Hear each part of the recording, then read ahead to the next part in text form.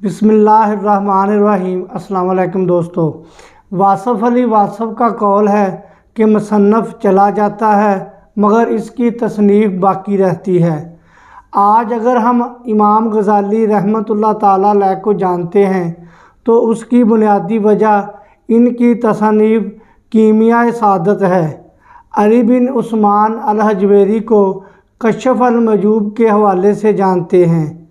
Doctor علامہ اقبال رحمۃ اللہ تعالیٰ علیہ کا نام اپنے کلام کی بدولت زندہ ہے۔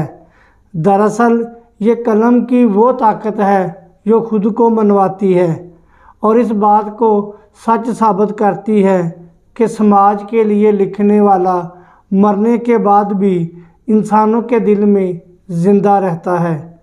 ادب اور خاص طور پر افسانہ نگاری انسان کو اپنے اندر گھیر لیتی ہے۔ یہ اپنے پڑھنے والے یا دیکھنے والے کو اس قدر مہمناک کر دیتی ہے کہ پھر جو بھی پیغام اچھا یا برا اس تحریر کے اندر ہوتا ہے وہ پڑھنے یا دیکھنے والے کے لاشعور میں چلا جاتا ہے۔ اس کی ایک مثال ٹی وی کے اشتہارات ہیں۔ ٹی وی پر جو بھی سپر ہٹ ڈرامہ چل رہا ہوتا ہے، جب وہ اپنے عروج پر پہنچتا ہے اور دیکھنے والا اپنے ہوش و حواس سے بیگانہ ہو جاتا ہے تو ایسے میں اچانک اشتہارات شروع ہو جاتے ہیں۔ یہ ایک نفسیاتی داؤ ہے جس کا مقصد آپ کی بھرپور توجہ حاصل کرنا ہے اور کمپنی والے اسی چیز کے پیسے دیتے ہیں تاکہ وہ اپنی پروڈکٹ کو آپ کے لاشعور میں بٹھا دیں۔ یاد رکھیں کہ لاشعور ایک بہت بڑا جن ہے۔ اس میں جو چیز ایک بار بیٹھ جائے وہ آسانی سے نہیں نکل سکتی۔ پھر آپ کو سپر اسٹور میں ہزار چیزوں کے ساتھ بھی اگر وہ پروڈکٹ نظر آ جائے تو آپ کی نظریں بار بار وہیں جائیں گی اور بالآخر آپ وہ پروڈکٹ خرید لیں گے۔ ادب آپ کو خود ممنوع کر دیتا ہے۔ اس کی بہترین مثال نشے کی حالت ہے جو آپریشن سے پہلے مریض کو دیا جاتا ہے اور جب وہ بے ہوش ہو جاتا ہے تو ڈاکٹر کو مکمل اختیار مل جاتا ہے۔ پھر وہ اس کے سینے کو چیر کر اس کے دل کی تاروں کو بھی درست کر سکتے ہیں۔ ادب اور لٹریچر بھی نشے سے کم نہیں۔ انمہا کی حالت میں ذہن میں کچھ ڈالنے کا ہنر ایک ادیب میں بدرجہ عتم موجود ہوتا ہے، لیکن سوال یہ ہے کہ کیا آج کا لٹریچر اور ادب صحیح معنوں پر ہمارے معاشرے کی تربیت کر رہا ہے؟ اگر ہم ڈراموں، میڈیا اور سوشل میڈیا کی بات کریں تو وہاں کی صورتحال انتہائی گمبھیر ہے۔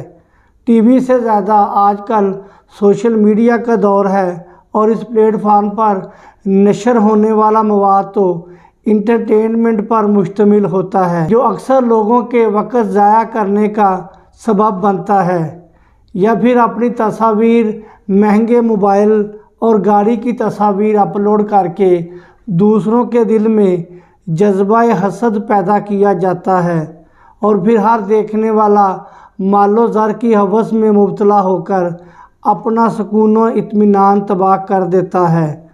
ٹک ٹاک ایپ پر آپ کو اکثریت ایسے مواد کی نظر آئے گی جو مقصدیت سے خالی ہے، جو نوجوانوں کو اخلاقیات سے دور کر رہی ہے اور انہیں یہ باور کرا رہی ہے کہ یہ زندگی صرف تفریح کے لیے ہے، باقی سب کچھ فضول ہے۔ لائکس اور فالورز بنانے کے چکر میں یہاں عجیب تماشے ہوتے ہیں۔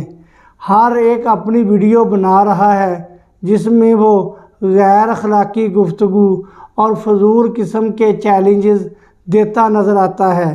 مقبولیت حاصل کرنے کے لیے بعض اوقات ایسے خطرناک مناظر ریکارڈ کروائے جاتے ہیں جن میں جان جانے کا یقینی خطرہ ہوتا ہے، بلکہ کئی دفعہ لوگ اپنی جان سے بھی ہاتھ دھو بیٹھے ہیں۔ کیا زندگی اس قدر سستی ہے کہ محض لائکس حاصل کرنے کے لیے اس کو داؤ پر لگا دیا جائے یا پھر اس کا گلا ہی گھونٹ دیا جائے؟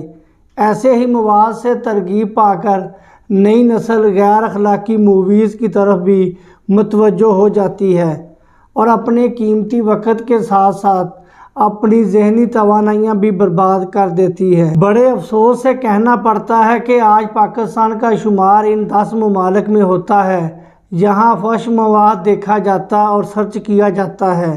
ان تمام نقطوں کے تانے بانے جب مل جاتے ہیں تو اس کا نتیجہ بڑا ہی بھیانک نکلتا ہے۔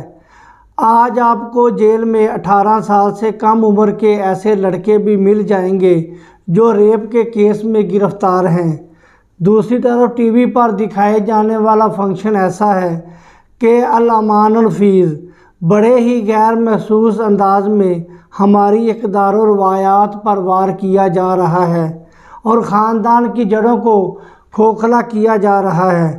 مذہب کا تڑکا، ہیروئن کی سادگی، معصومیت، خوبصورتی، آنکھوں سے بے اختیار آنسو نکال دینے والے سین، شاندار گھر، مہنگی گاڑیاں اور گمیر کی چکا چوند سے معاشرے میں جس مذہب بیزاری کو پروان چڑھایا جا رہا ہے وہ سب کے سامنے ہے۔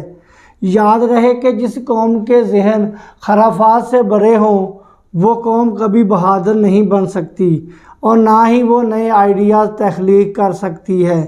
وقت کا تقاضا ہے کہ ہم اپنے گریبانوں میں جھانکیں، اپنے رویوں پر غور کریں کہ ہم جو دیکھ رہے ہیں، جو سن رہے ہیں، کیا واقعی وہ ہماری زندگی کے لیے ضروری ہے؟ کیا وہ ہم میں مثبت چیزیں پیدا کر رہا ہے یا منفی؟ کیا وہ ہمارے وقت کو قیمتی بنا رہا ہے یا پھر برباد کر رہا ہے؟ کیا وہ ہمارے جذبوں اور حوصلوں کو روشنی دے رہا ہے یا پھر ہمارے دلوں میں مایوسی اور نا امیدی کا بیج بو رہا ہے؟ کہیں ایسا تو نہیں کہ ہم غیر محسوس طریقے سے ایک جال میں پھنس چکے ہیں اور رفتہ رفتہ اپنے دین، معاشرے اور اخلاقیات سے دور ہو رہے ہیں؟ اور آخر پر صرف سوچئے گا نہیں بلکہ محاسبہ کیجئے۔ ہر ادیب کو یہ سوچنا چاہیے کہ وہ جو ادب تخلیق کر رہا ہے کیا وہ نئی نسل کی ذہنی آبیاری کر رہا ہے یا پھر انہیں زوال کی کھائیوں میں دھکیل رہا ہے۔ وہ جب قلم تھام کر لکھنے بیٹھتا ہے تو اس کے سامنے کوئی مقصد ہوتا ہے یا پھر وہ بھی کمرشلائزڈ ہو چکا ہے۔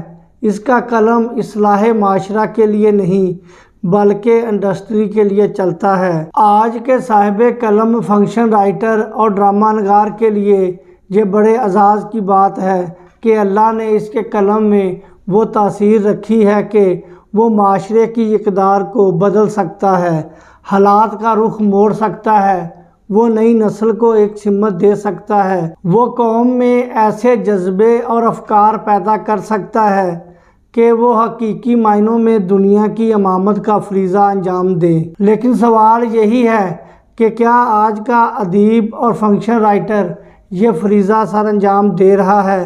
ادب زمانہ ساز ہوتا ہے، اب یہ لکھنے والے پر منحصر ہے کہ وہ قلم کی حرمت کا پاسباں بنتا ہے یا پھر کچھ اور۔